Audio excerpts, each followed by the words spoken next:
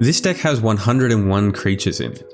That's stupid. That's a dumb thing to do. But surprisingly, it can actually win games. 101 spells, that makes sense, but there's no reason to do 101 creatures, other than it's a funny meme.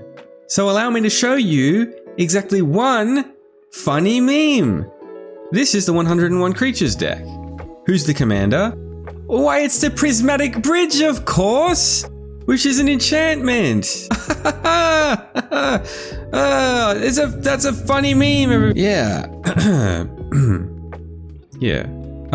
Actually, that card counts as a creature because the front side is a creature.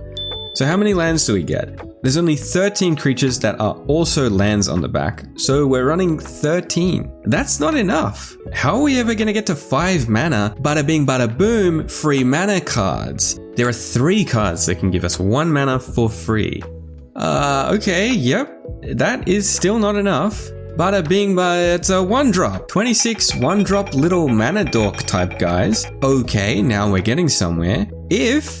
Big if we get a land, and we get like one of the 1-drops we can actually cast with that land, we will actually be able to play this deck. We get a 1-drop out, now we can cast a 2-drop. Ooh, now we're cooking. 18 little 2-drop mana dork guys. Some of the 1-drops will mana fix us, but all of the 2-drop guys will mana fix us. Once we get here, the ball is officially rolling. I think we're gonna make it, bud. We can cast Falagi or Perry. These guys are gonna give the Prismatic Bridge Convoke. We have a bunch of little mana dorks running around, so we're gonna get that bridge out, baby. Our last little mana dork for a total of 50 mana creatures. Literally half the deck. Elvish Harbinger, it's a 3-drop, it color fixes, and it tutors for an elf. What elf are we tutoring for? Well, it's gonna be Prime Speaker Vanifar. Why did we tutor for a tutor? I will tell you when we get to that part. Slow down, hold your horses, bud.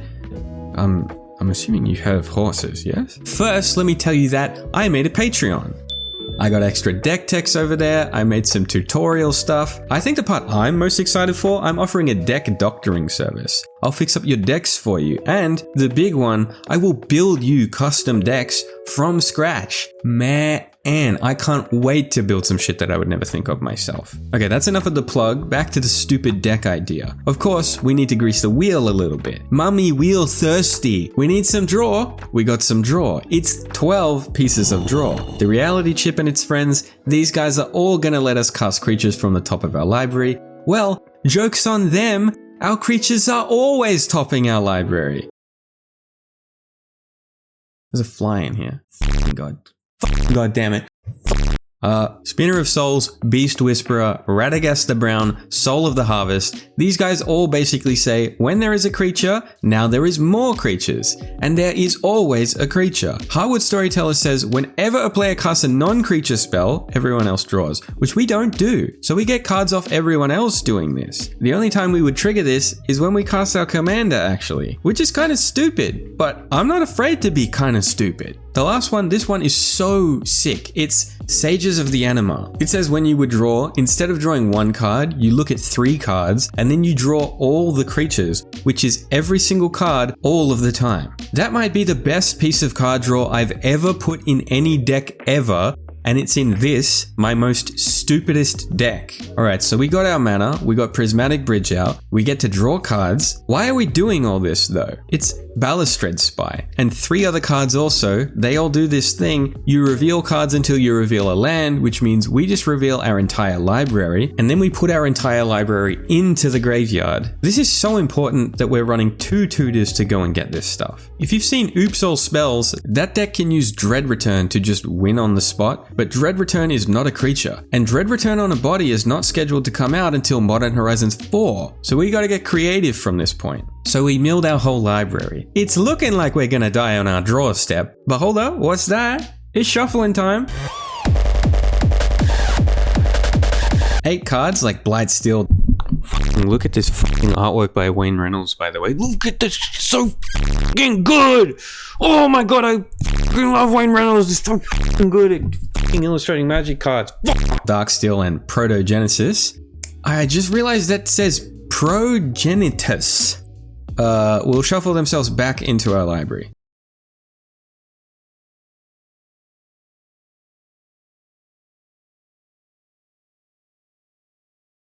We got a stack of 8 bangers to now get onto the battlefield with the bridge. But oh no, they have summoning sickness. Whatever will we do? Wait a turn, you say? No, you are wrong. You should have not said that to me. You should have not. We can use Detective's Phoenix to bestow from our graveyard and give these big monsters haste and flying. Except actually Progenitus, because it has protection from everything, so the Phoenix would fall off. I'm just now realizing this writing the script. But whatever, it's still cool. We can escape Woe Strider to put a sack outlet on the field and then sack our big beaters and have them shuffle in so we never draw ourselves out. And with Phantasmagorian and Giga Chat over here, we can always have something in our graveyard that lets us discard in case we end up with those big cards in our hand. Avenger of the Fallen says when he attacks, we make 1/1s equal to the number of creatures in our graveyard, so that's just equal to our graveyard. Hallowed Spirit Keeper makes that many 1/1s when he dies, and Boneyard, what is this word? Mycodrax puts that many 1/1 counters on a creature, and like the Phoenix, you can activate this from the graveyard. So now you can just give Guile 72 counters and then swing with it. The last thing I've gotten here is Angel of Indemnity and 3 cards to get back with it. The Angel has Encore, which makes 3 copies of it from your graveyard, and you get 3 triggers to bring back 3 permanents with mana value 4 or less. The first one we want to bring back is Pyrogoyf. The important line on this is whenever another Lurgoyf you control enters, that creature deals damage equal to its power to any target. So our second creature is going to be Urborg Lurgoyf.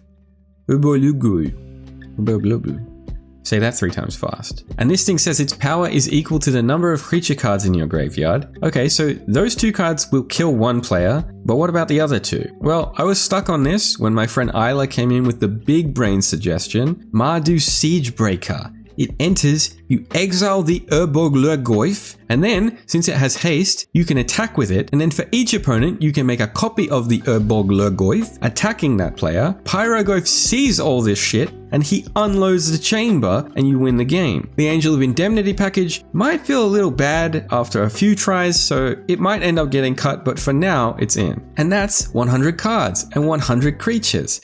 Bring me everyone. What do you mean everyone?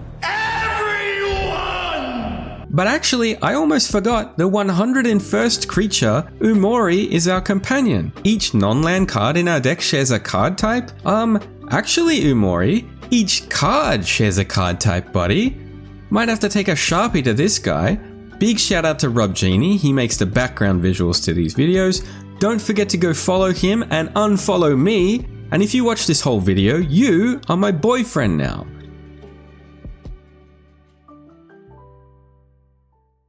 Stop recording. Please stop recording me.